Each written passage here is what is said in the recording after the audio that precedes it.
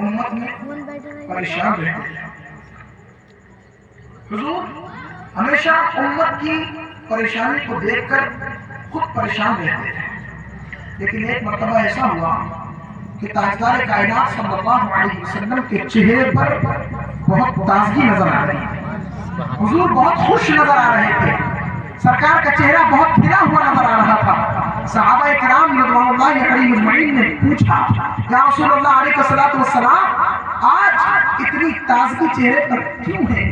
سرکار مدینہ صلی اللہ علیہ وسلم نے ارشاد فرمایا کہ ابھی سدرۃ مکین روح امین جناب جبریل امین میری بارگاہ میں حاضر ہوئے تھے اور انہوں نے یہ مدعا جافزہ سنایا کہ یا رسول اللہ آپ کی امت کا کوئی شخص اگر آپ پر ایک مرتبہ درود پڑھے تو اللہ اس کو 10 رحمتیں عطا فرمائے، اور جو ایک مرتبہ درود پڑھتا ہے اللہ 10 رحمتوں کے ساتھ ساتھ اس کے 10 گناہوں کو بھی معاف کر دیتا ہے اور 10 نیکیوں میں بھی اضافہ کر دیتا ہے. پتہ چلا کہ رحمت عالم نے امت کی پریشانی دور ہوتی ہوئی دیکھی اور امت کی نیکیوں میں اضافہ دیکھا تو سرور کائنات صلی اللہ علیہ وسلم کا چہرہ خوشیوں سے کھل اٹھا. یہی وجہ ہے کہ امت پر انعام و اکرام کی بارش کو دیکھ کر سید عالم صلی اللہ علیہ وسلم بہت خوش ہو جایا کرتے تھے. یہی وجہ ہے ثواب کا معاملہ ہو یا کوئی اور معاملہ ہو حضور اپنی امت کے حوالے سے اللہ سے زیادتی کی فرمائش کرتے رہتے تھے. یہی وجہ ہے کہ جب اللہ رب العزت نے قرآن مقدس میں اعلان فرمایا من جاء بالحسنۃ فلہ عشر امثالها کہ میں ایک نیکی کا بدلہ 10 نیکیوں کے برابر عطا فرماؤں گا. یعنی اللہ نے فرمایا کہ ایک اچھائی کا بدلہ اللہ 10 کے برابر عطا فرمائے گا. یعنی اگر کوئی اللہ کی راہ میں ایک خرچ کرتا ہے تو اللہ اس کو 10 عطا فرمانے پر قادر ہے. اور اس نے یہ قرآن مقدس میں اعلان فرما دیا. لیکن سرور کائنات صلی اللہ علیہ وسلم جو امت کے یقینی طور پر غمخوار ہیں وہ عرض کرتے ہیں مالک و مولا تو رحیم بھی ہے تو کریم بھی ہے، تیرے خزانے میں کمی نہیں ہے، نیکیاں اور بڑھا دے تو زیادہ بہتر ہے. تو رب العزت نے ارشاد فرمایا محبوب ٹھیک ہے پھر ایک نیکی کا بدلہ میں 70 گنا کر دیتا ہوں.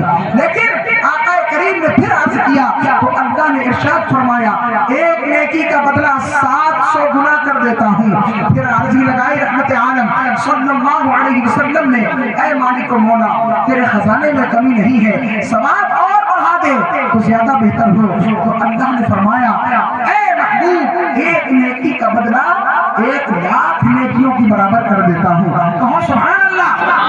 لیکن رحمت عالم ابھی بھی خاموش نہ ہوئے، التجا پر التجا کر رہے ہیں، آرزو پر آرزو کر رہے ہیں. پھر تمنا فرمائی اور اے مالک و مولا اے رب دو جہاں اے خداوند قدوس اے خدائے جہاں تیرے خزانے میں کمی نہیں ہے اور نیکیوں میں اضافہ فرما. سو زیادہ بہتر ہے. اللہ نے جان لیا محبوب کو لمیٹیڈ نہیں انلیمیٹیڈ ثواب چاہیے. ارشاد فرمایا انما یوفى الصابرون اجرهم بغیر حساب. تو جو بندہ صبر کر لے گا اللہ اس کو بے حساب بدلہ عطا فرما دے گا. اسی تاجدار کائنات صلی اللہ علیہ وسلم کی بات ہو رہی ہے کہ وہ امت کے غم کو دیکھ کر خود غمگین ہو جاتے تھے، امت کو خوشیوں میں دیکھ کر خود خوش ہو جاتے تھے.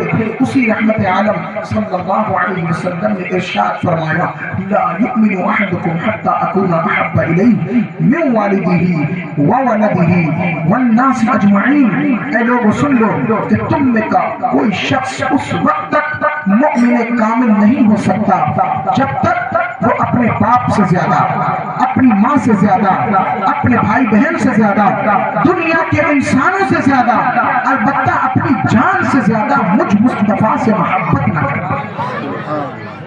توجہ ہے.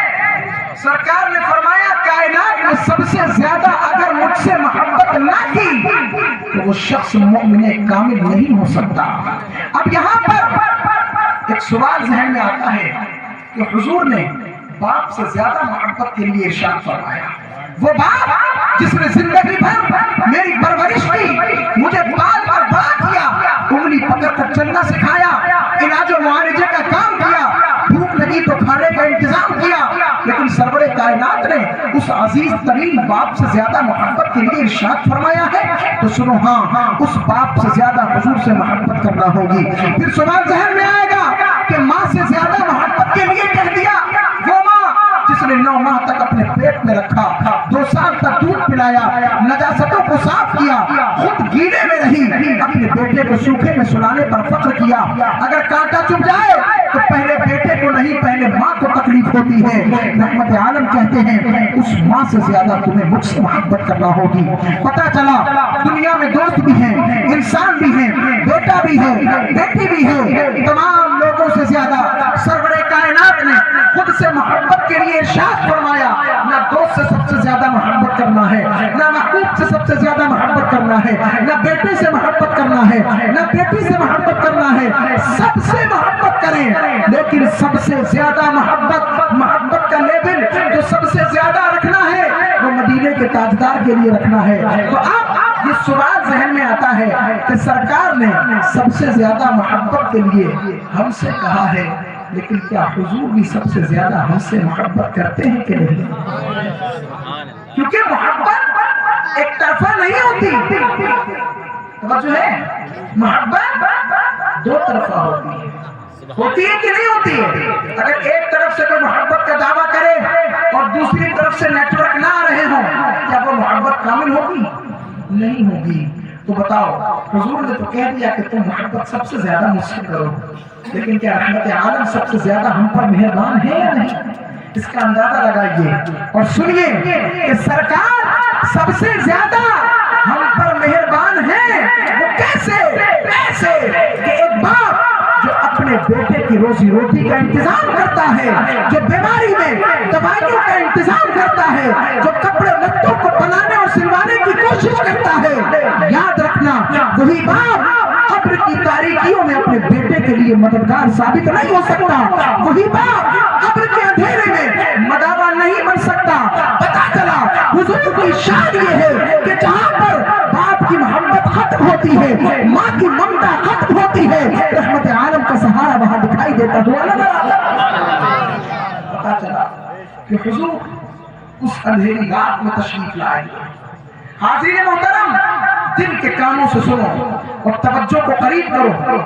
وہ اندھیری رات جس کو تم بہت ہلکے میں لیتے ہو, موت آئے گی, دیکھا جائے گا, ملک الموت آئیں گے, دیکھا جائے گا, منکر نکیر آئیں گے, دیکھا جائے گا, سوال و جواب ہوں گے, دیکھا جائے گا. حالات یہ ہیں کہ اگر آج ہم میں اور تم میں کوئی مر جائے اور یہی قوم اپنے کندھوں پہ لے جا کر جب قبرستان میں ڈالتی ہے نا, تو اسی قوم کے چند افراد ایسے ہیں جن کو اپنی آنکھوں سے میں نے دیکھا ہے, جو قبرستان میں بھی کھڑے ہو کے ٹھٹھا مار کے ہنستے ہوئے نظر آتے ہیں.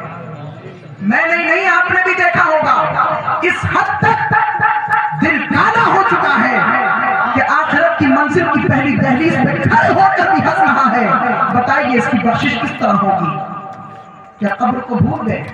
قبر تمہارا گھر بعد میں ہے, پہلے بچھوؤں کا گھر ہے.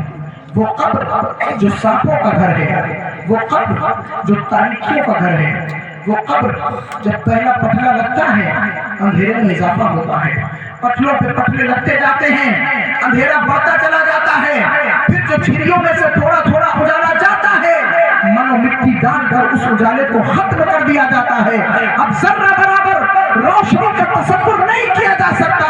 اس اندھیری رات میں اگر اس کی تاریکیوں کو دور کرنے والی کوئی ذات موجود ہے تو وہ گنبد خضرا میں آرام فرمانے والے ہیں. پتہ چلا حضور کو چھوڑ کر کچھ حاصل نہیں ہو سکتا.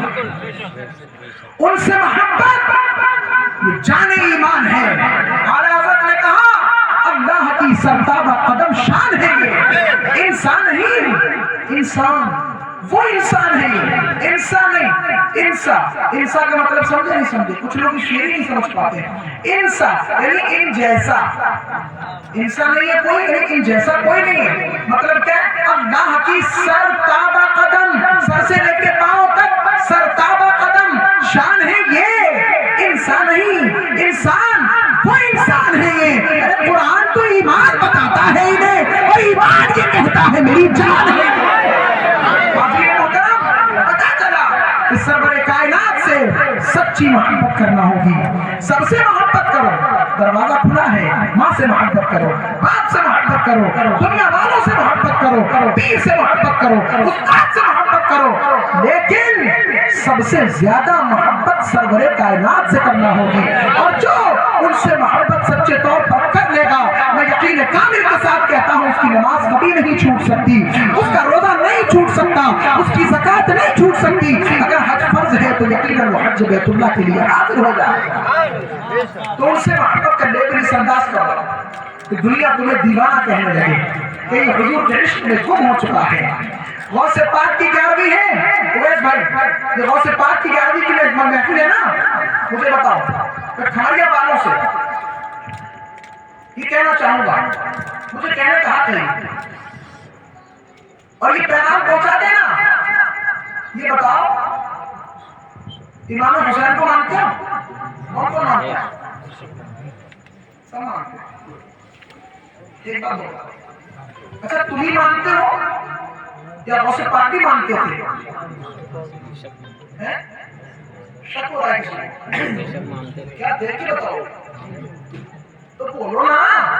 गौसे पाक भी मानते थे, तुम ही मानते हो? अच्छा अभी तुम्हें यही पता होगा गौसे पाक बड़े कि इमाम हुसैन बड़े? तुम तो खाली देखे खाने में मस्त हो, अभी भी भूख लग रही होगी, तेज बढ़ रही होगी, गाँव में थोड़ी मगरब बात खा लेते हैं, तुम लोग सो जाते। मुझे बताओ, जवाब दो, गौसे पाक इमाम हुसैन से ज्यादा मोहब्बत करते थे या तुम? बहुत जलाली पीर का नाम ले रहा हूँ, डंडा मारेंगे खेत के अगर बोलने लगे दूसरी की। गौसे पाक बड़े कि इमाम हुसैन बड़े? ये बताओ। इमाम हुसैन। देख लो, सोच लो, खूब मालूम है। अच्छा ठीक है, सही जवाब तुम्हारा। इमाम हुसैन से जिस कदर गौसे पाक को मोहब्बत की, क़यामत तक हमें उतनी हो ही नहीं सकती।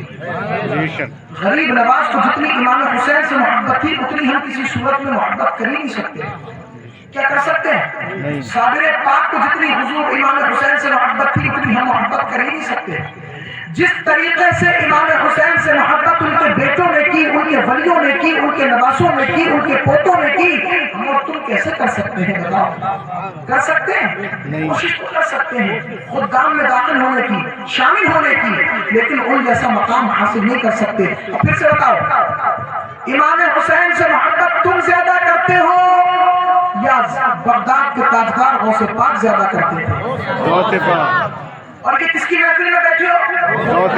जोर से लो ना यार, गौस पाक का नाम यार, उनकी बिरयानी नाम नहीं रखते हो, जोर से लो, किसकी महफिल में बैठे हो?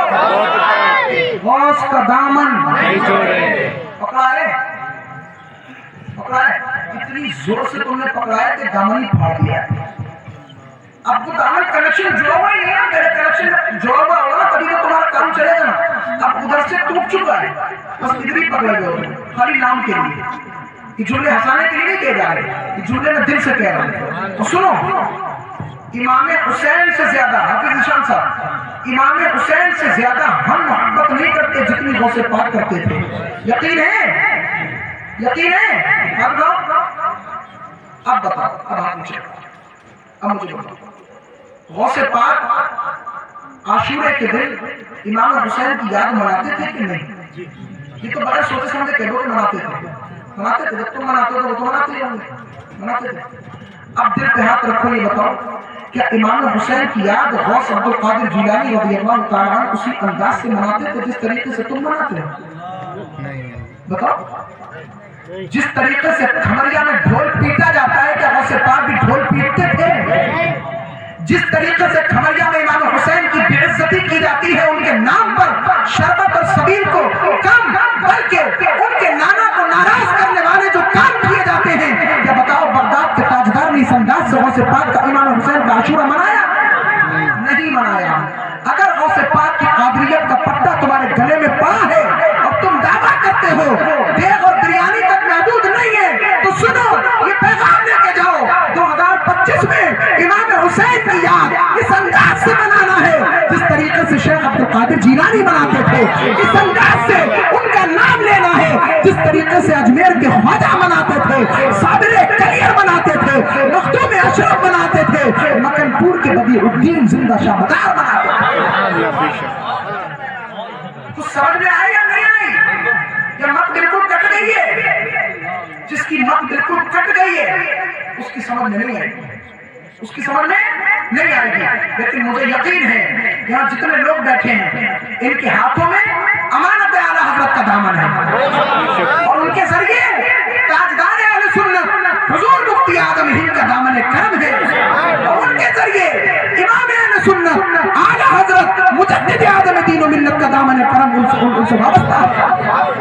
तो जो आला हजरत वाला है, आला हजरत वाला वही जो रसूल पाक वाला है, जो गौसे आजम वाला है, जो इमाम हुसैन वाला है। अरे तुम यार आला हजरत गौसे पाक की याद क्या मनाओगे जो आला हजरत ने मना दी? दर्जनों मरतबतें लिख दी, दर्जनों फतावे में जिक्र फरमा दिया, उनके नाम से किताबें लिख दी। गौसे पाक की जिस शान से इमाम अहले सुन्नत तज़किरा करते हैं वो आज भी मुकर्रिरीन अपनी ज़बानों पर रट्टा लगाए रहते हैं। वहाँ क्या जूदो मर्तबा गौस है बाला तेरा, ऊंचे ऊंचों के सरों से कदम आला तेरा, सरबला क्या कोई जाने के है कैसा तेरा, औलिया मलते हैं आंखें वो है तलवा तेरा, सारे काबे जहाँ करते हैं काबे का तवाफ, काबा करता है तवाफे बड़े बाला तेरा। दूसरी मनकबत में कहते हैं अल अमा कह रहे ए गौस वो तीखा तेरा, मर के भी सोता नहीं चैन से मारा तेरा। और गौसे आजम इमाम तुका फन्नुका जनवरे शान कुदरत लाखों सलाम शजरे में जिक्र करते हैं, इस अंदाज से करते हैं कादरी कर कादरी रख कादरी योने उठा, कदरे अब्दुल कादरे कुदरत नुमा के वास्ते। पता चला कभी कादरी थे आज कादरी हैं, कल कादरी रहे या ना रहे, लेकिन कादरी वो था और कादरी वो है और कादरी वो रहेगा जो इमाम हुसैन की याद गौसे पाक अब्दुल कादिर जीलानी की याद की तरह मनाएगा। अगर तुमने गौसे पाक के मिशन से जर्रा बराबर हटने की कोशिश की तो यकीनन यहाँ पर भी बेकार हो जाओगे, मैदान महशर में भी तुम्हारा पुरसाने हाथ वाला कोई नहीं।